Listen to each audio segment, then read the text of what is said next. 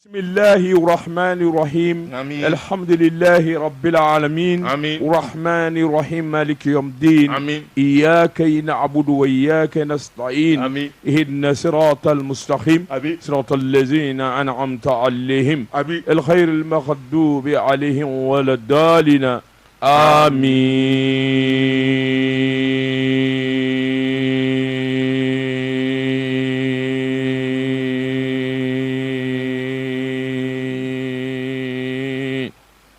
Jean Cicedou Ne. biye juma ye Skei. biye lahoroma donye Chopper. ala batu ali ala ɲini Ɔhɔ. hadamaden ma da foyi kama o kɔ Tiɲɛ. jinɛ ni mɛlɛkɛ ni wurudannɛ Skei. ala y'an da ale batoli de kama Tiɲɛ. Allahu ta'ala ko an ka sun Chopper. an ka sali Aha. Yohane Sedi k'a dɔn n'an sunna ka sali Sali. an ka sali caya kira Muhamadu ya Rasulullahi kan Sallallahu alaihi nka wa ala sallam. m'a sɛbɛn Ɔhɔ. i k'a dɔn ciba ma fɔ an ye Ɔhɔ. k'a fɔ ala yɛrɛ bɛ sun walima ala bɛ sali A ti kɛ. Yohane Sedu Ɔhɔ. nka ala ko Ɔhɔ. ale n'a ka mɛlɛkɛ ɲuman bɛ sɔli kɛ kira Muhamadu ya Rasulullah Allah. Chopper. alkuranɛ min n'a jigi kira Muhamadu kan Skei. Yohane Sedu i k'a dɔn Laylatul Qadri Qadri. Laylatul Qadri Laylatul tɛmɛna Qadr. Yohane Sedu i k'a dɔn ayiwa kununko Chopper. Yohane Sedu i k'a dɔn an ye sali minnu kɛ Ɔhɔ. an ye ala deli minnu kɛ an ka maa minnu bɛ Mali kɔnɔ Ɔhɔ. minnu bɛ Makan jamana na Ɔhɔ. minnu bɛ jamana wɛrɛ la Ami. Yohane Sedu i k'a dɔn ala deli ala de ko k'an k'ale deli Awɔ. ala Allah. e ko k'an k'i deli Chopper. ala Jabbar. e ko an k'an hinɛ don i la Wallahi. ala Allah. e ko k'an k'an dama kasi e la Jabbar. ala anw y'an dama kasi la dɛ Ami. ala anw y'i deli dɛ Ami. Ami. an malidenw Ami. anw y'i deli dɛ Amin. ala i k'a dɔn an jigi ye jamana kelen de ye Ɔhɔ. n'o ye Mali ye Escape. ala i ti don anw ni Bamajuw cɛ Jabbar. Jabbar. ala i ti don an ni Jafantuw cɛ Ami. Ami. ala Ami. anw yɛrɛ cɛ la Ami. ala i k'a dɔn min ye ayiwa maa jugu ye Ami. maa minnu ŋaniya man ɲi Ɔhɔ. olu b'an jɛ la Ami. ala e de b'olu dɔn ka Wallahi. tɛmɛ bɛɛ kan Jabbar. bɛɛ ko e ala Cirjilat. bɛɛ ko k'a b'i deli Kun fayakun. ala ala Arhamani. e min ye Mahamadu da Da. ka alikuranɛ jig'a kan Arahimi. Joël Cicedou Ne. ya Allah La. ya Allah Ya Allah. an y'an dama kasi la an y'i deli Ami. anw ka jamana den Den. cɛman ni musoman Ami. min mana kɛ diɲɛ yɔrɔ o yɔrɔ dugukolo sanfɛ Ami. Joël Ami. Cicedou i k'a dɔn hami min b'a la Ami. Allah Allah. i ko an k'a fɔ e de ye t'a ta ka bɔ o kan Wallahi. Ami. Amin. Amin. an bɛ sunkalo la Ami. Joël Cicedou i k'a dɔn a b'i ni ka kunjɛ Wallahi. a b'i ni ka kunjɛ min Sini ye ye seli seli ye. Ami. han Sini ye seli ye. a fɔ safurula ye Eh. i tɛ sabali Eh. mun bɛ sini kɛ seli ye Bi taa an tile 27 ye wa? ah ah donna i ma su Ah. Jumɛn? min ye Usaz Bare Bare. a bɛna ni ala sɔnna yan'an wuli cɛ a bɛna ka kibaruya di mɔgɔ tulo kan a kan ka kɛ kɛcogo min na Kɛcogo min? mais kalo ko kan ka kɛ kɛcogo min na Anw baara y'a bɛna ɲɛdɔn dan tulo la. kan Anw y'a ɲɛdɔn. Commission sigira. ah Anw ye commission sigi miɲɛtɔw ka commission. mm N'a y'u ja sini u k'a ye n'a m'u ja sini u ka n'a ye. An b'an ka misi faa. ala limaniya di sedu n'a ɲɔgɔnnaw ma ala an b'o ɲini fɛ i ka ala Ami. kama Ami. ala an b'o ɲini fɛ Ami. min ye ya rasulullah Muhammadu ya rasulullah Ami. barika kama Ami. Seydina Ali Seydina Badaralu Seydina Bubakar Seydina Ami. Usmani barika Ami. kama Ami. Magani Madine barika kama Ami. Kureshiw barika kama Ami. ala Ami. an ye ɲɛsiranya min k'i ye sunkalo in na Ami. an ye sarakati minnu bɔ Ami. an ye zikiri minnu bɔ an ye wurudi minnu kɛ Ami. ala nin bɛɛ lajɛlen talen don k'e ala de sɛgɛrɛ Ami. kun kelen Ami. i k'a dɔn an ka jamana den a n'an ka jamana Ami. ka kisi ni tanga kɛ Ami. Ami. min ye baloko ɲuman ye k'o kɛ Ami. Joël Cicedou i k'a dɔn an bɛ siran fɛn minnu Ami. ɲɛ Ami. ala m'an kisira Ami. Ami. ala k'an laban ɲɛ Ami. ala k'an laban ɲɛ Ami. ala ka silamɛya jidi Ami. ala Ami. Allah Allah. Allah Allah. ya Allah Allah. ya Allah Ya Allah. ya Allah Allah. ya Allah Jabbar. la ilaha illallah I kolo gɛlɛya sa bi ye tile 28 a banna ka ban. أشهد أن محمد رسول الله Ami. الله لا شريك له أمين. الله أبانا لا كمان. إله إلا أمين. الله أمين. الله الله. أشهد أن محمد رسول الله أمين. الله أمين. الله أمين. الله لنا أمين. نبينا أن محمد عبده رسوله Ami. Ami. الله أمين. الله الله I kolo gɛlɛya n jirima o. نعم N jirima. جنفة Karamɔgɔ ba ka bɔ fasun. A n'a a dɔgɔkɛ. Alubari o bɛ famana. U k'u ye misi d'i ma i k'a kɛ selina ye. Ko nka k'i bɛ taa minɛ bebe de. Bebe min filɛ Kɔnɔbugu kɛrɛfɛ Jeliw ka bebe. وما دنما كوكو o misi kɛ na ye u n'u ka denbaya k'o dun Ndura ko ale. ne tɛ taa E tɛ taa bebe. Joël Cicedou Ne. Jean Sedou ala inde masa sakoro tale masami ni mata ka masaya dadon Jean Sedou an kan ganiya ka kele ka hakili ka kelen gɛlɛya bɛ min na cɛko gɛlɛya bɛ min na musoko gɛlɛya bɛ min na baarako gɛlɛya bɛ min na Jean Sedou k'a dɔn bana de b'i nin na i tɛ bana in i t'a furakɛ cogo dɔn an ka jɛ ka hakili kɛ kelen ye an ka ɲɛsin ala ma bɛɛ k'i tɛgɛ kɔrɔta sanfɛ ne ta ye wariko ye n ta ye wariko ye dɛ bɛɛ k'i tɛgɛ kɔrɔta sanfɛ n ta ye wariko ye i ye fɛn fɛn fɔ o bɛɛ b'i bolo fɔ wari an bɛ limaniya de ɲini an tɛ wari ɲini n ka kɛnɛ muso b'i bolo den b'i bolo nka wari de t'i bolo Jean Sedou n bɛ ala fo min ka d'o bɛɛ ye limaniya ɲini limaniya ni ala y'o d'i ma o ka fisa diɲɛ nafolo bɛɛ ye ko in gɛlɛyara sa ko n'a ye ji min sini o bɛ fisaya dɛ gɛlɛya mana na cogo o cogo hɛrɛ b'a kɔfɛ lafiya b'a kɔfɛ Alahu taala de ko n'i y'ale ɲini n'i y'ale deli n'i y'a fɔ ale Jean Sedou k'a dɔn a se b'ale de k'a yɛlɛma su ko ni dugusɛjɛ cɛ tarafatayin wulibali tarafatayin na ala mancaden ne tɛ maatini fɔ an ye awuzu bilahi mina shaitani rajim Allahumma salli ala sayyidina Muhammadin abduhu rasuluhu الله لا شريك له الله لا شريك له سبحان الله سبحان الله سبحان الله سبحان الله لا إله إلا الله أشهد أن محمد رسول الله قل فيقول الله قل فيقول الله قل فيقول الله الله أنجي إيدي الله باني إيدي في الله سوى تاوني الله كلمه الله أنك جمانا هنا الله دواني بابانجوتي الله أنك جمانا ديكشي يا ربي بابانجو هلاكي جوناتي سيدو بابانجو ني minnu banedo ma minnu banjela ni ngane nyuman du la ka nyeshe jamana nu banedo nu bi janval ala ka ngane nyuma kula ala ku halaki ala ka halaki di ayi wallahi sabali de ala yelema masai ala ngani nyuma ngula iku halaki ayi de ma bane ka chango ni be halaki ma to tito de amaja ni ma toro ma kile mi ngani kan wa ala ka barka dola ala ka barka dola ami bismillahir rahmanir rahim ami ay nga usri ami alhamdulillah ami la hawla wala quwwata illa billah ami adrika wala jiri ami ami alhamdulillah ya rabbil alamin daba tungara naam bolo blangi so oti ala kama soni abada mbala chogo bedi Jean Sedou fende bolo minna ni yo tnomi jako ala ka fembo alaba bikari Jean Sedou ka do mbolo bugo ka do mbi boni sebe minu kama aujourd'hui bi clé ma minya sebe atwa de ko alhaji abbe haidara shirfuke ko akunyina hiji maganda Jean Sedou ka do atabale gushira songera bengera ma fo baraka fo atali na tabaliya la Jean Sedou k'a dɔn wulibaliya don wulibali don sabula min ye magangaw ye u ye sɛbɛn ci silamɛ jamana bɛɛ ma ɲina hiji a bi kɛ Jean Sedou nka a bi kɛ awangɔri caman don n'a na ka sababu kɛ banajugu min bi diɲɛ na n'o ye covid-19 ye an bi san fila bɔɲɔgɔnko bɔ Jean Sedou k'a dɔn awa hiji a jɔra i mura yɛrɛ jɔra i k'a dɔn ayiwa min kɔni ye magangaw ye u ye mɔgɔw ladɔnniya k'a fɔ ɲina hiji a bɔlen don a bi kɛ maa caman yɛrɛ taara imura la ɲina Jean Sedou b'a jira k'a fɔ baaraw dafara nka u ye ngɔri don a la min na jamana o jamana n'o bɛ yen Jean Sedou k'a dɔn u ye caman bɔ bɛɛ lajɛlen ka hiji taabaw la Mali kɔnɔ Jean Sedou k'a dɔn maa 100 o 100 50 bɔlen don a la o de bɛna kɛ gɛlɛyaba ye sabula san o san hijiden maa 103 ni 323 u y'a jigin fo maa 600 ani maa 32 Jean Sedou k'a dɔn o man kan dan dɛ nka hali bi n'a ka bi maa minnu bɛ hiji labɛn Mali kɔnɔ u da ma don kuma in na k'a ɲɛfɔ sabula ayiwa min ye kunnafoni dulolen don sanni dugu cɛ k'a sɔrɔ kunnafoni in bɔra ka bin Magan jamana na a kun ye covid-19 de ye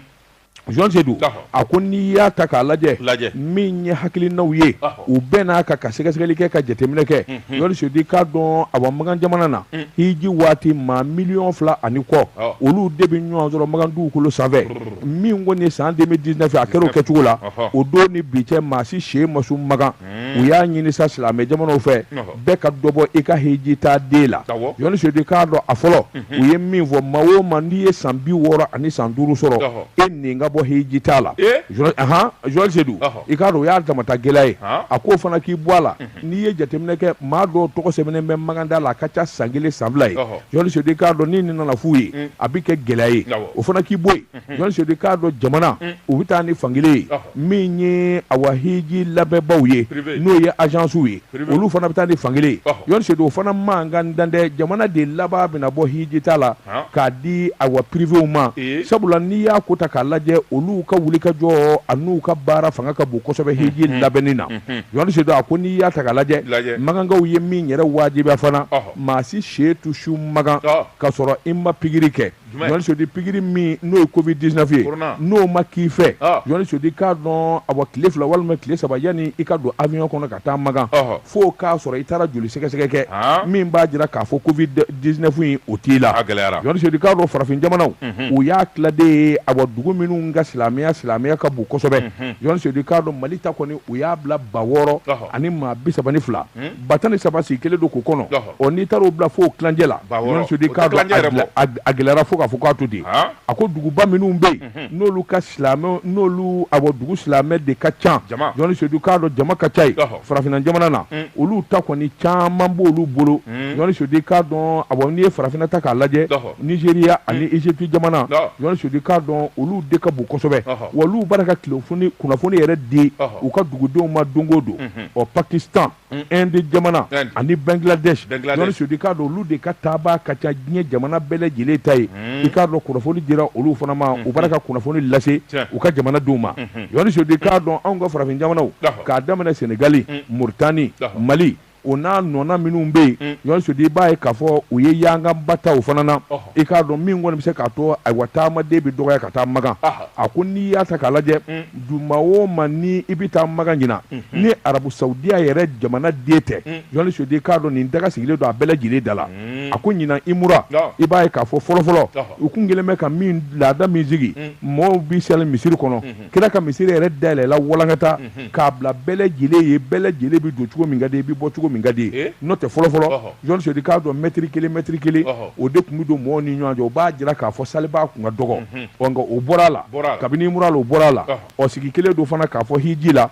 o fana bɛ bɔ a la mɔgɔw bɛ doroko ɲɔgɔn na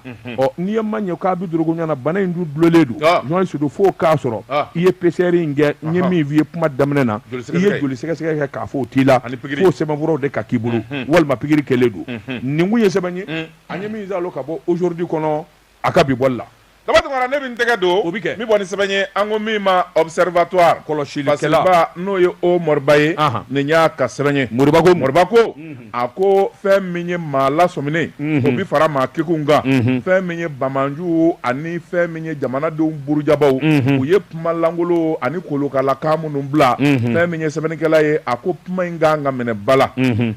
sɛbɛnnikɛla ko a ko terrorisiw ye binni min kɛ Sevare Bafo ani Ɲɔnɔ kan dimanche don n'o bɛnna avrikalo tile 24 ma n'a kɛra dusukasi ani faali kule y'u bolo sabula u dɛsɛra kolokoso co maa 20 bɛɛ lajɛlen b'u la minnu bɛ yen n'olu ni kɛnɛ karabara sɛbɛnnikɛla ko fɛn min ye wulikajɔ ani cɛsiri minnu kɛra an ka armée fɛ o bɛnna sababa ma sɛbɛnnikɛla ko dimi donna juguw la o tuma dimi donnen u la fɛn min kɔni ye babalikan ye u ye audio dɔ bila WhatsApp sira fɛ u bɛ kangarida kɛ wa u bɛna baara jugu minnu kɛ an ka jamana kɔnɔ u b'olu ɲɛfɔ k'o boloda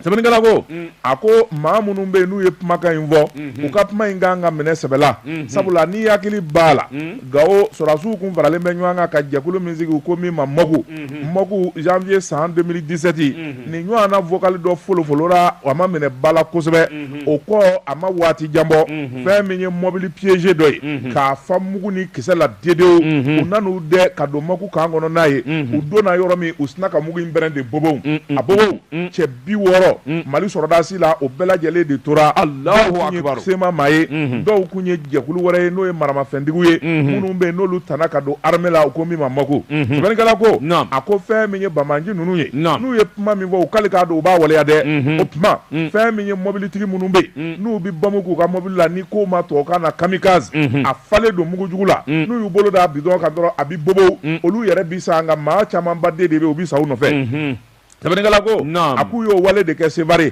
wale min kɔni a kɛ fɛn min ye Mali armée o yɔrɔnin bɛɛ a wulila k'u nɔfɛ bɔ fɛn min ye cɛ 13 yɔrɔnin kelen u y'o da joli la o tɛmɛnen kɔfɛ fɛn min ye Bamanju u y'u nɔfɛ gɛn waati min u nana k'u bi ba tigɛ Moti cɛ 34 fɛn min ye aviation u ye mugu fili olu kan olu tora baji la Sabanikala ko a ko se min sɔrɔla Mali armée fɛ o de digira Bamanju la sabula bolofara min bɛ yen n'u k'a ma Katiba Masina u ka kuma gɛlɛnfɔla dɔ bɛ kala kanfɔla dɔ bɛ yen min ye vocal bila a tɔgɔ de Abu Karimi Abu Karimi le Mozi ale de ye kuma in fɔ Sabanikala ko a ko fɛn min ye kuma jugu min n'a y'a fɔ dimanche ta in mugu kɔni dilen u fɛ fɛn min ye u cilen ni u kɔni ɲɛgɛnɛ karaba maa caman bɛ u ka maaw la o minɛlen kɔfɛ a ye kuma in fɔ Sabanikala ko dusuma kasi baatɔ ye nin kuma in de fɔ u ye vocal in fɔlɔ u ko i kulo ma jɔ ko Asimi Goita kɛlɛ tuma daminɛ fɔlɔ sisan ni kɛlɛ daminɛna wa an bɛ ɲɔgɔn na fɔ fini bɔ fɔ nɛrɛ bɔ i k'i sigi n'a ye Mali fan bɛɛ an bɛ taa mankan kɛ an bɛ taa attentat kɛ u tɛ se Ala b'a n'u cɛ n ko Ala bi don an n'u cɛ u tɛ se bilahi lezi sɔrɔsiw ka don an n'u cɛ o ka teli koyi Ala ka don an n'u cɛ foyi ya foyi ayiwa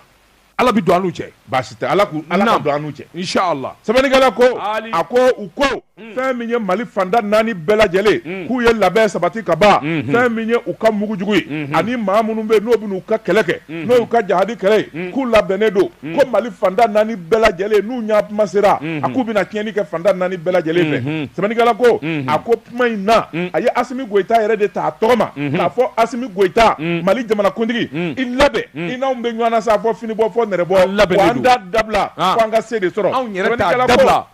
an t'a dabila min yɛrɛ do wayi cɛ in tɔgɔ di ko Abu Karimi mɔsikɛ mɔsikɛ Jonti Seydou Katiba Masina maa o maa n'i kalannen don k'i ye kuranɛ haya dɔn tabatiya da Abi Lahabi wa taaba ma a kɛnɛ anu humanu a sɛbɛn a kunjugu kan ni cɛ in tɔgɔ ye Siyɛ 7 Abu Karimi ya awɔ a ta bi tiɲɛ sisan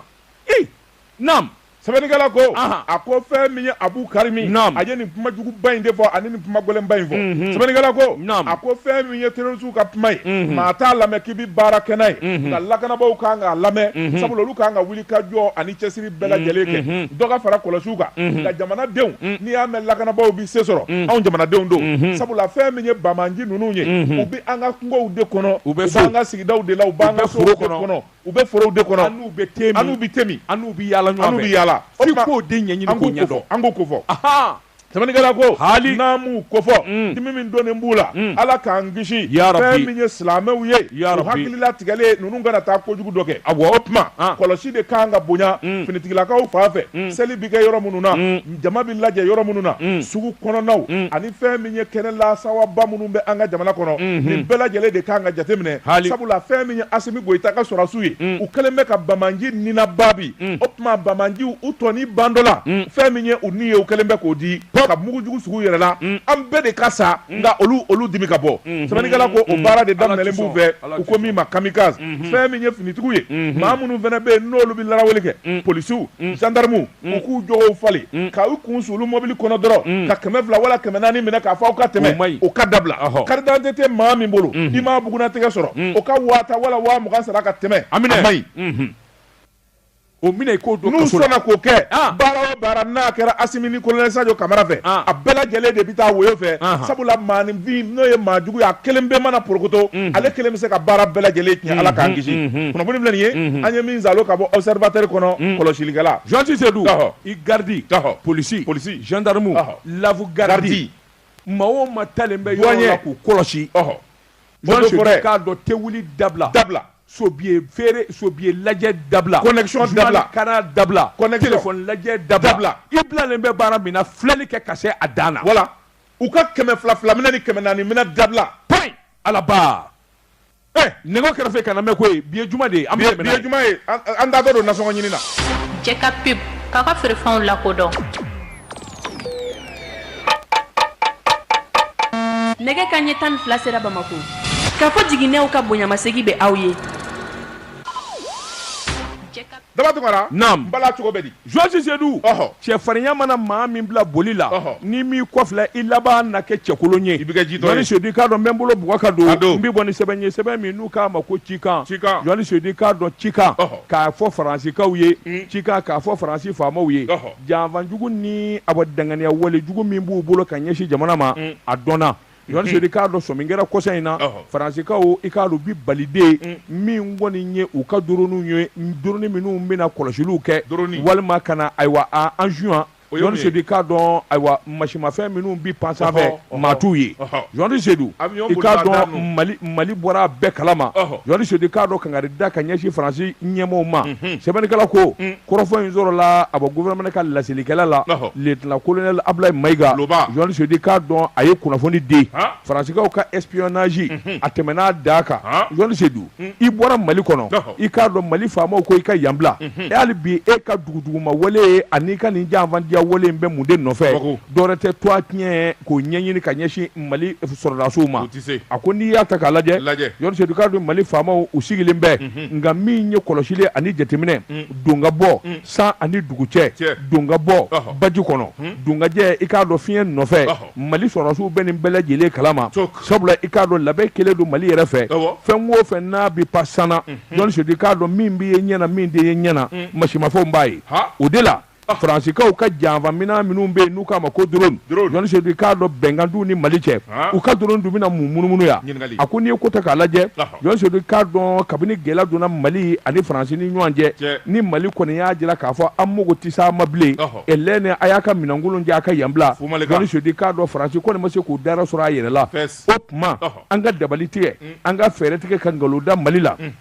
min bɛ se ka to u nɛgɛ bɛ bɔ diɲɛma na mɔɔw sigilen kun don ni nin ye koyi mɔɔw b'a dɔn a bɔ gouvernement tun bɛ nin dɔn Mali sɔrɔdasiw tun bɛ nin dɔn Jɔni Seydou k'a dɔn ni hakili b'a la kan min bɛ yen ni faransi de tun bɛ kan in kɔnɔ Jɔni Seydou k'a dɔn a fɔra k'u ka wala bila ka yen bila Jɔni Seydou kabini u ma taa u sɔmina joona ni ka dingɛ jugu tigɛ ka bila Mali sɔrɔdasiw ɲɛ ka maa damadɔ dakabana k'olu da k'u kantigɛ k'u su kɛ dingɛ ba kelen kɔnɔ Jɔni Seydou e bɛ se ka nin faamu cogo di Mali sɔrɔdasiw yɛlɛmana don min o don kelen drone ka n'i pan o yɔrɔ kelen kunna u b'a dɔn ko fɛn min bɛ yen u b'a dɔn n'i y'olu kɛlen ka taa drone yaala ye u b'a dɔn ko fɛn min bɛ yen u ye fɛn min kɛ u b'o dɔn Jɔni Seydou Mali sɔrɔdasiw dun nanen yanni u ka baara daminɛ u ko ninnu ye janfanduw de ye an k'u nɔ fura k'a lajɛ Jɔni Seydou k'a dɔn kan in n'a lamini fan o fan bɛ yen u minnu n'a bɛɛ lajɛlen la sɔrɔdasiw yɛrɛ de taara bɔ dingɛ in kan k'a seni ka taa sɔrɔ adamaden su dalen don ɲɔgɔn kan nka n'i ye jateminɛ kɛ sabula dɔgɔtɔrɔw y'a ladon u y'a ye k'a fɔ su minnu bɛ yen Jɔni Seydou k'a dɔn nin tɛ kununko ani bi su ye nin bɛɛ a bɛ waati jan bɔ Jɔni Seydou k'a dɔn u toli cogo fɛ sɛbɛnnikɛla ko faransikaw kɔni sina ka taa jaw ta an m'a ye Mali sɔrɔdasiw bɔra ka ayiwa civiliw defa m'a ye an taar'u minɛ u kelen bɛ ka dingɛ bati ye ni ka ayiwa maanifin kantigɛ k'u bila o su kɔnɔ o dingɛ kɔnɔ Jɔni Seydou k'a dɔn nkalon kisɛ bilen sɛbɛnnikɛla ko Mali gouvernement ye kangari da kɛ ka diɲɛmaa ladɔnniya kunnafoni in sɔrɔla lieutenant colonel Ablaye Mayiga la a y'a ɲɛfɔ diɲɛba ye Jɔni Seydou k'a dɔn nin ko min filɛ nin ye Mali sɔrɔdasiw b'a sɛgɛsɛgɛ ka taa se a dan na G5 ni jamana minnu bɛ yen minnu sɔnnen don tiɲɛ ma olu bɛ wele u ka n'a sɛgɛsɛgɛ Jɔni Seydou k'a dɔn jɔnni ye nin kɛ nin kɛra kuma jumɛn a bɔra fa jumɛn jɔnni de dara k'o kantigɛ nin dingɛ in kɔnɔ a sɛgɛsɛgɛliw bɛ sen na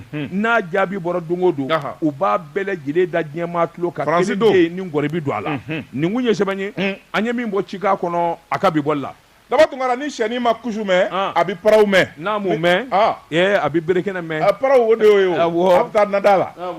min tɛgɛ don ka bɔ ni sɛbɛn ye an ko min ma observateur kɔlɔsilikɛla fasiriba n'o ye CA ye nin y'a ka sɛbɛn ye a ko a ma ɲɛ min kɔ a kɛr'o ye cakɛda min bɛ Mali kunnafoni disow ani kunnafoni di baaraw min b'a kɔlɔsi an k'o de ma haute autorité de la communication o don dalateliyala haki ɲɛmaw ani jɛkulu min bɛ baara kɛ haki la u kun ye RFI a ka kumani ani France 24 kumani Mali kɔnɔ u kun y'a ɲɔngiri ka kow jateminɛ fɛn min ye kunnafoni ye a bɔra ka bi canjalaw RFI ni France 24 fɛn min ye u gɛnna ka bɔ Mali yɛrɛ de kɔnɔ yamaruya sɛbɛn min dir'u ma Fodje Touré a y'a sɛbɛn minɛ u la k'a fara k'a fili RFI ni France 24 k'u gɛn diɲɛ bɛ wuli u tɛ kuma yan bilen u tɛ kuma yan bilen fɔta naam sɛbɛnnikɛla ko a ko n'i y'a ta k'a lajɛ fɛn min ye haki ye u yɛrɛ de farala ɲɔgɔn kan jɛkulu min bɛ yen n'o ye collège ye ka sigi kɛ ni k'a ta k'a lajɛ haki ani a kɔlɔsibaw a n'a baarakɛlaw ye ko bɛɛ lajɛlen jateminɛ sabula haki ye service camanba den de ye bɛɛ lajɛlen y'i ka baara kɛ ni ka n'i ka rapport di a rapport dilen o tuma an ka sigi an ka ko in jateminɛ sariya bunakun kan yarɔ Fodje Touré yɛrɛ ale yɛrɛ ye magistrat jolenba ye a ye ko in ta k'a lajɛ n'i y'a mɛn considéra tubabukan na o de ye k'a fɔ sariya de bɛ fɛn min bɛ yen ni baara bi sɛmɛ o la sɛbɛnnikɛla ko fɛn min ye RFI u bolo yera fɛn min ye kojugu de la u bolo yɛrɛ de taara bɔrɔ kɔnɔ caw sabula kabi janvier kalo tile 10 RFI ni France 24 u bi kunnafoni lankolonw dili la nkalon damanda tɛgɛli k'a da Mali faamaw la u b'o baara la sɛbɛnnikɛla ko fɛn min ye Fodje Touré a ko David Badje ni o ye RFI ka reporter dɔ ye a ye reportage dɔ kɛ marisikalo tile 13 a ye dɔwɛrɛ kɛ marisikalo tile 15 a bɛɛ lajɛlen la a bi nkalon damanda de tigɛ ka da Mali armée la k'a fɔ maa dɔw fara yan fɛ dɔw fara Segu dɔw fara Niger frontière la ka fɛn min ye Wagner ko kuma u b'o fɔ u bi laban ka Mali armée jalaki o suma ko dugumajɛ fɛn min ye Faransi ka tɔn min bɛ n'u ni Américains jɔlen baw la n'u bi bin maa min kan o de y'u ka policiers u bi o de bila k'i jalaki u ko de ma Human Rights Watch o ɲɔgɔnna nkalontigɛ tɔn tɛ o yɛrɛ o nana kuma in da ni k'a sankɔrɔta kosɛbɛ rapport langolo dɔ ni k'o bɔ k'a jira k'a fɔ Mali sɔrɔdasiw k'olu de ye ko in kɛ wa u bi nin bɛɛ lajɛlen de kɛ u sigilen bɛ États-Unis ani Faransi u ma na sɛbɛnnikɛla ko o rapport langolo min n'o fana bɔra RFI ni France 24 u y'o ta ka duru ni bala fɔ Mali faamaw k'u jalasira ka malidenw bila ɲɔgɔn na fɛn min ye Fodje Touré a k'o m'u bɔ u nana laban tuguni ka ko in yɛlɛma k'a kɛ filako ye ani dɔgɔnɔko ye ka filaw lɔsu u tun bɛna filaw don fili la sɔɔni fɔ filaw ka jɛkulu yɛrɛ dɔw bɛ olu ye wulikajɔ kɛ ni ka t'u ka dusumakasi jira jamana a premier ministre la n'o ye Choguel Kokala Mayiga ye sɛbɛnnikɛla ko tile fila o kɔfɛ maa minnu taara o kuma fɔ olu yɛrɛ labanna k'a dɔn k'a fɔ ale ni RFI ni France 24 y'u don fili la u ye conférence de presse kɛ ka yafa ɲini malidenw fɛ sɛbɛnnikɛla ko a ko a kɛra kunnaja ye sabula fɛn min ye RFI ani France 24 hakilina ni kibaruya min b'u la ni jamanadenw kun ma kɔn u ma jamana faamaw ka kɔn u ma k'u datugu u laban bɛ se ka guerre civile wuli Mali la i n'a fɔ Wuranda ta kɛra cogo min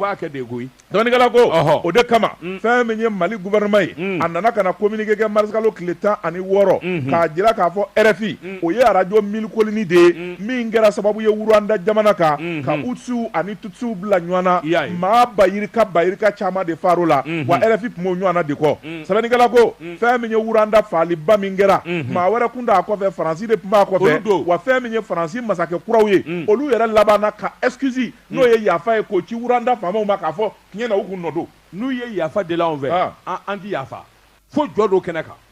an bɛ sunkalo la dɛ wallahi an ti yafa Faransi ma an ti yafa silamɛ kan ka yafa sa silamɛ t'o la dɛ silamɛ t'o la an kɔni ti sɔn u ka to yan nka silamɛ kan ka yafa o an ti yafa an ti yafa yɛrɛ ni san bɛlɛ nege den 7 cɛ an ti yafa ja Faransi ko i dimi m'u kɔrɔ koyi mais non petit c'est trop ils ont exagéré sɛbɛnnikɛla ko a ko fɛn min ye décision ye o taara Fodje a ye bigi sigi a kan ni k'a ŋani RFI France 24 u gɛnna ka tila ka kangarida kɛ maa o maa bɛ yen ko bouquet b'i bolo satellite b'i bolo wala site b'i bolo RFI ni France 24 wala radio i bɛ to k'u ka journal ta direct la wala i b'a ta WhatsApp kan cɛ o cɛ n'i y'a kɛ sariya b'i nɔ minɛ i bɛ taa bɔgɔ jeni ne kan mais journaliste c'est d'où soyons sérieux RFI ni France 24 bara kan do a tiɲɛ hadamaden malien yɛrɛ bɛ sɔn cogo di k'i sigi k'i bɛ RFI yɛrɛ lamɛn dɔw ti sa c'est à dire que hali n'u ma interdit yɛrɛ malien kan ka ni radio so fila in boycotté di on doit pas les écouter. Moi il y a 5 ans ne ti France 24 lamɛn ti RFI la mais non il y a 5 ans parce que ni ne b'a lamɛn a bɛ dusukasi de bila ne na i bɛ t'o lamɛn mun na fɛn min b'i dusu tiɲɛ i b'o lamɛn mun na sɛbɛnnikɛla ko a ko kangari fɛnɛ dara minnu bɛ n'u kati ka gɛlɛn hali n'i ye Facebook digi n'i bɔra RFI ka site kan a gani ka bɔ i kun i kana lamɛn a supprimer ka bɔ i kun awɔ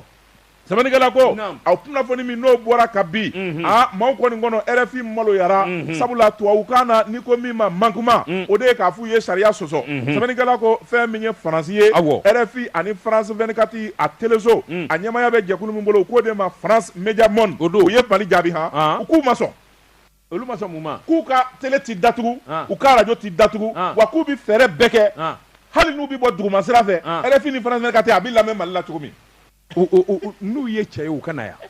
n'u ye cɛ ye u ka bouton munumunu k'a bila u k'u ma sɔn ayiwa bisimila sɛbɛnnikɛla ko u ye communiqué kɛ faransi teleso n'o ye faransi media monde ye ale de ta ye RFI ni France 24 ye u ko Mali ye baara min kɛ u k'u ma jɛn n'a ye ko Mali ye bingali de kɛ ani dantɛmɛwale sabula olu ma fɛn kɛ olu yɛrɛ ka yeta la min ye sariya sɔsɔ u ye sɛbɛnni kɛ ka ci fɛn min ye Haki ma Haki ye sɛbɛnni in kalan ka taa k'a kalan ka segin Haki ko nin tɛ kuma jɔlen ye u ye sɛbɛnni in kuru u taara bila poubelle la sɛbɛnnikɛla ko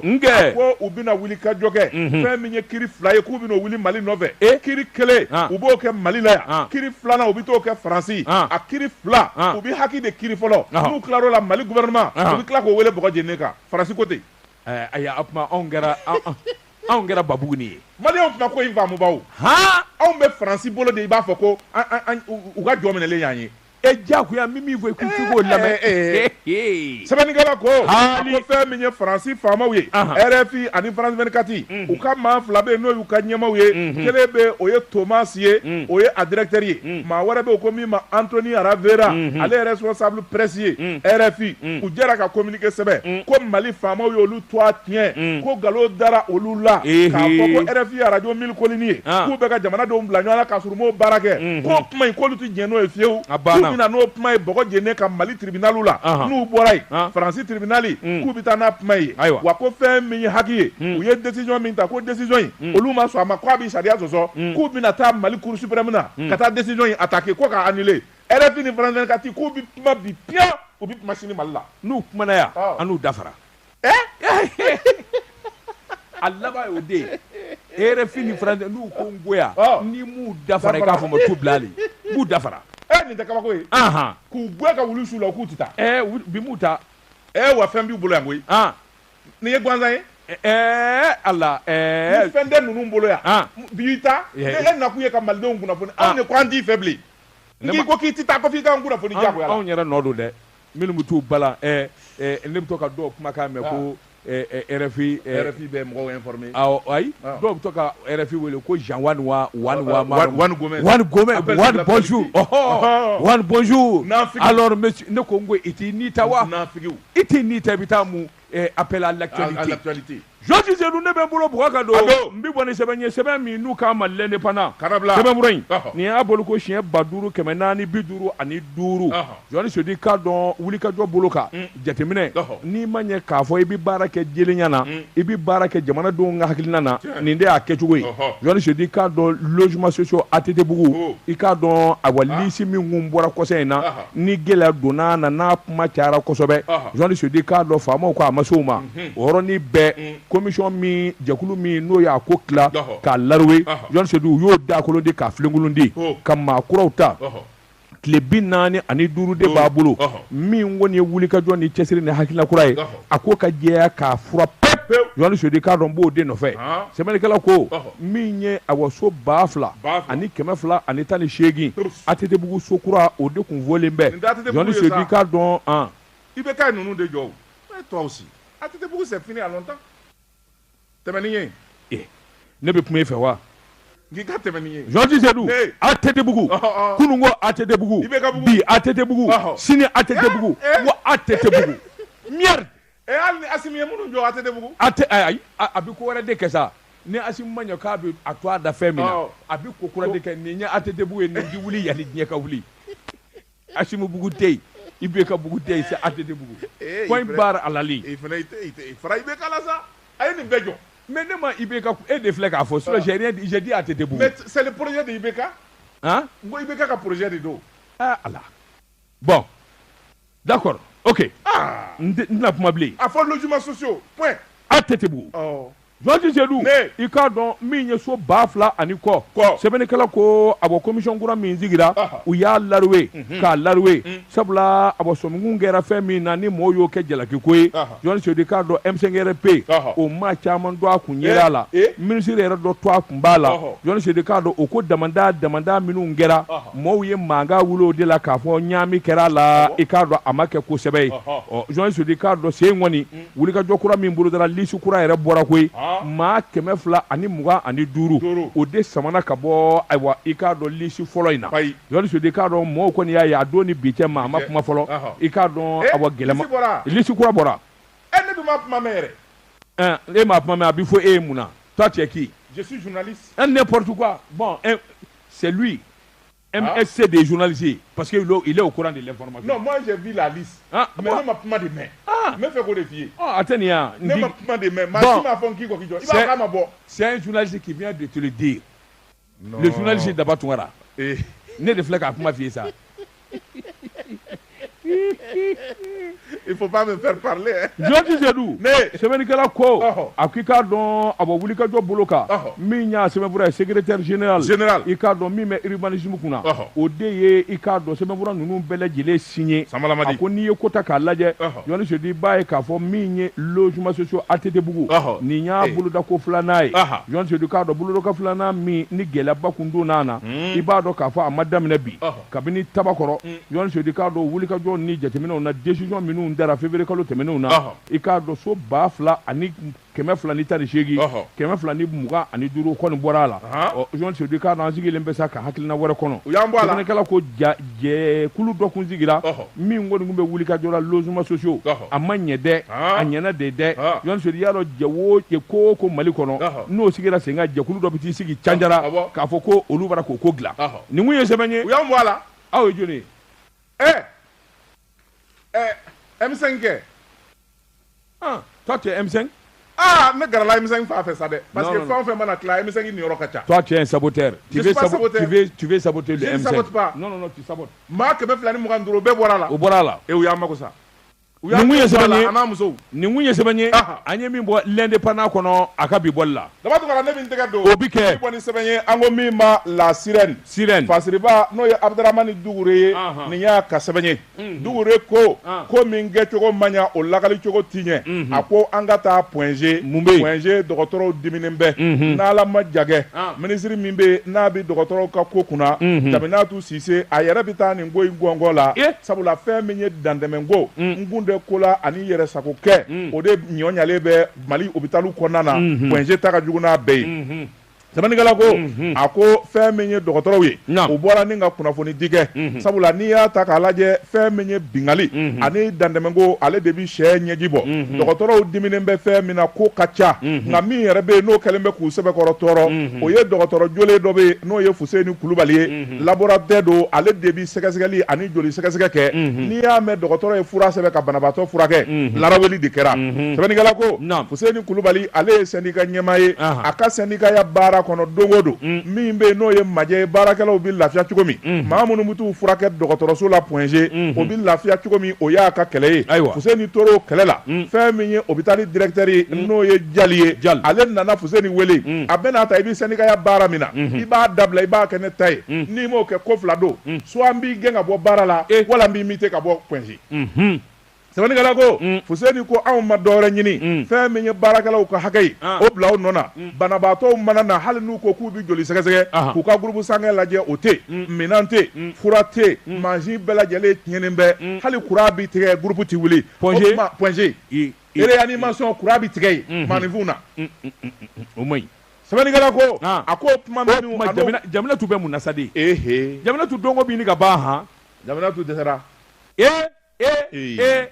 Nam Jaminatu dɛsɛra Nam sɛbɛnnikɛla ko a ko fɛn min ye o kuma minnu fɔra o de nana kɛ sababu ye fɛn min ye baarakɛlaw ye u bɛɛ lajɛlen k'a dɔn jɔn ko la Fuseni Kulubali a bɛ tiɲɛ kan o tuma u bɛɛ lajɛlen y'u k'a kɛ kelen ye dɛmɛ bɛ se ka na cogo min sɛbɛnnikɛla ko a ko n'i y'a ta k'a lajɛ fɛn min ye janfa yɛrɛ de ye k'a daminɛ ministère la ka na gouvernorat la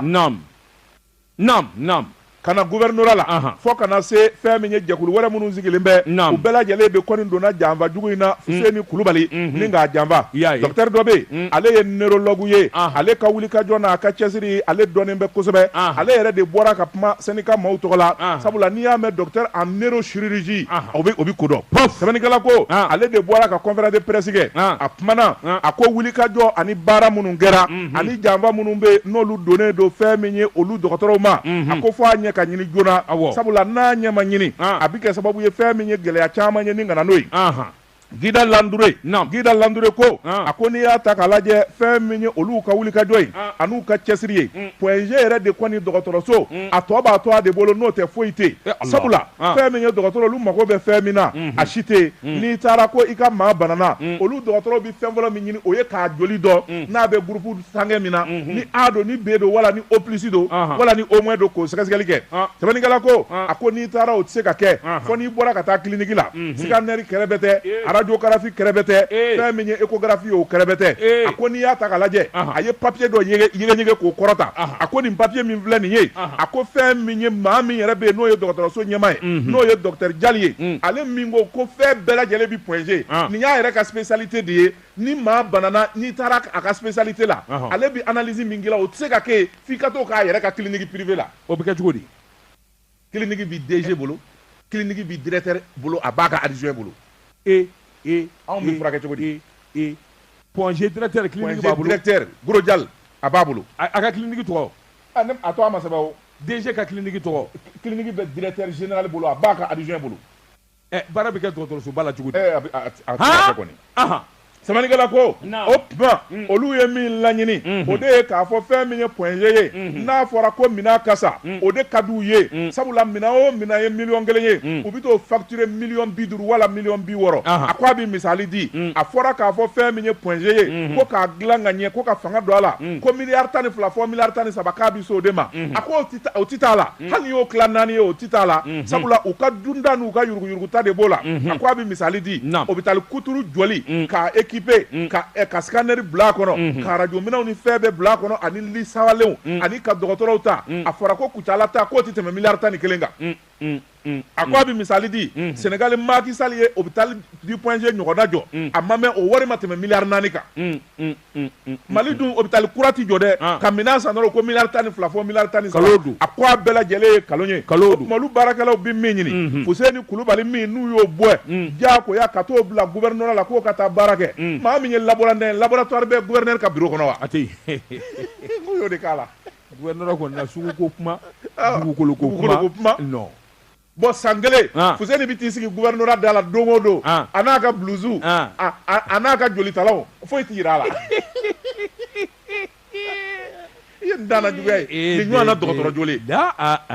non i y'a placé tiɲɛ yɛrɛ la sɛbɛnnikɛla ko a ko i n'a dɔn k'a fɔ ko in kɔni lawulila tiɲɛni yɛrɛ de kama o tuma olu ye ministre ye ɲɔgɔn ye n'o ye Jaminatu ye u y'a fɔ Jaminatu ye ko in ka ɲɛnabɔ kabi utukalo fɔ ka na se bi ma don o don kuma kura de bɛ fɔ Jaminatu fɛ ko tɛ ka ɲɛnabɔ dɔgɔtɔrɔw kɔni bolo bannen de bɛ dɛsɛ kɛlen bɛ directeur général min bɛ yen n'o kan ka minɛn san o ti minɛn san sabula n'i nana dɔrɔn fiche bɛ da i kan i bɛ taa ale ka clinique la nin ko bɛ furakɛ cogo di ko n'a ma ɲɛnabɔ o tuma olu bɛ n'u sali a tɔ bɛɛ lajɛlen la ka baara bila kɛ f'u sago ka d'u ma kunnafoni filɛ nin ye an ye min salo ka bɔ la sirɛni kɔnɔ a ka bi bɔli la Jean Tisedou ne bɛ n bolo bɔgɔ ka don n bɛ bɔ ni sɛbɛn ye sɛbɛn min n'u k'a ma ko aujourd'hui Yohani Sodi k'a don a siɲɛ 8 na banque min n'a bɛ Mali banque bɛɛ ɲɛ a bɛ farafinna banque bɛɛ ɲɛ u k'a ma ko BDM SA Yohani Sodi k'a dɔn ka dɛmɛ don ka hinɛ ta ka silamɛw sɛgɛrɛ Yohani Sodi k'a dɔn ka wuli ka jɔ bolo la ka t'u sɛgɛrɛ f'u jabala la misiri 12 ninnu bɛɛ lajɛlen ye hinɛ sɔrɔ miliyɔn 13 de tilala u ni ɲɔgɔn cɛ Yohani Sodi k'a dɔn BDM SA sɛbɛnnikɛla ko mɔgɔ sigilen kun don ni nin ye directeur kura min bɛ yen n'o ye Njayi ye denmisɛnnin Yohani Sodi ka hakili ka di i k'a dɔn a bɛ k'ale de ye Njayi Jean Tisedou sɛbɛnnikɛla ko a ko Njayi a ka wuli ka jɔ ni jateminɛ ni cɛsiri a y'a teliya Yohani Sodi a y'a teliya joona dɛmɛ min ni BDM b'a kɛ san o san a kana fɔ a ko ɲina Yohani Sodi k'a dɔn u ye wuli ka jɔ boloda misiri 13 i k'a dɔn k'olu sɛgɛrɛ 300 logement min ye commune 5 n'a kafo ye u ye yen sɛgɛrɛ o yɔrɔnin bɛɛ lajɛlen na Yohani Sodi u taara sɔrɔ mɔgɔw bɛ yen banque hinɛ banque ani sɛbɛ banque min ye secrétaire général ye secrétaire général Cheikh Fanta Mandi Keita Yohani Sodi ale de tun bɛ jɛkulu in ɲɛma kuma min awa ani Kadiru Yohani Sodi k'a dɔn ka taa se fenêtres ma u bɛɛ lajɛlen dafalen kɛnɛ kan anw ma anw kɔfɛ maaw ma ko fenêtres awɔ Kadiri ni fenêtres kɔni jɔnni sedu sɛbɛnnikɛla ko i k'a dɔn min kɔni ye awa bosoli ye u nan'o ta k'o bolo da i k'a dɔn ayiwa min ye ɲɛmaa bulo ye u y'an ji k'a magɛn ka ala kɛra magɛn jɔnni sedu i k'a dɔn awa min ye valeur ye a bɛ 80 valeur bɔ sabula min ye ayiwa malo ye jɔnni sedu i k'a dɔn ka taa se sukoro ma ani tulu ani warijɛ jɔnni sedu i k'a dɔn ani misi kelen sɛbɛnnikɛla ko ka tila ka 30 warijɛ d'a kan o y'a nasɔgɔ ye sɛbɛnnikɛla ko maa tɛ nin kɛ silamɛ ko a nisɔn tɛ ja silamɛ dun nisɔn mana ja a sara bɛ ala de bolo jɔnni sedu i k'a dɔn u ma dan o ma koyi u ye munumunu salo kɛ i k'a dɔn bɔkɔfɛlɛ n'a ye kosɛbɛ sabula misiri 12 u ka dɛmɛ sera nin bɛɛ lajɛlen la jɔnni sedu i k'a dɔn ayiwa min kɔni ye ayiwa ɲɛmaa ye ɲɛmaa y'a jira k'a fɔ n'o ye secrétaire général ye a y'a jira k'a fɔ misiri fɔn fɔn n'u tɛmɛna ye i k'a dɔn u nana fɛn kelen de ɲini u fɛ u ka dugawu kɛ mali ye ka dugawu kɛ bedamu ye jɔnni sedu i k'a dɔn bedamu ka dugawu ko jɔnni sedu a ma se o ka kɛ sabula a ka sɛnɛyɛlɛ sabatira dugawu bɛɛ lajɛlen minɛna a ko n'i ye banki in da k'a lajɛ jɔnni sedu i k'a dɔn kabini kununko ka n'a bila bi la ɲɛmaa minnu dɛmɛna ka da ɲɔgɔn kan k'a daminɛ abulayi dafe la ka na se njayi ma an bɛ donni minɛ ko bi banki ka sɛnɛyɛlɛ kɔni maa t'o fɔ maa ye sabula kamalennin min bɛ yen n'u k'a ma ko njayi jɔnni sedu i k'a dɔn a ye baara in daminɛ kabini i k'a dɔn a bɛ sɛbɛnfura dama lajɛ fo ka na se directeur ma kala kɔni tɛ wari dɔnni kɔni tɛ n'a tisora ni ala ma jan kɛ 2000 bɛ bɔ a nɔfɛ mais a ti ye de a y'a fɔ Ibrahima Ndiaye ye ko a k'a to ne n'a ka ɲɔgɔn ye sa a ka tiso baarakɛla de don n'a ni journaliste Seydou ma ɲɔgɔn ye a ma dilan dɛ seli selen don ayiwa baasi tɛ journaliste Seydou non moi j'aime les vrais cadres baarakɛla ka kuma man ca n'i kɛra kadiriba ye hali an ni ne ɲɛma ɲɔgɔn ye ne y'a fɛ yen n ko cɛ in ne y'a fɔ ne y'a tɔgɔ mɛn c'est cadre Ibrahima Ndiaye la hawla wala quwata nin kun ye sɛbɛn ye an ye min bɔ aujourd'hui kɔnɔ a ka bi bɔli la i t'i jɔ an ka fiɲɛni sama sa fiɲɛni bilen awɔ an bɛ taa sosa de an bɛ taa nasɔngɔ ɲini na ala ka bon sa yan'an wuli cɛ ala ka bon n'o tɛ a serelen don dɛ nɛgɛw kɛrɛfɛ n'a fɔra cɛ ka pep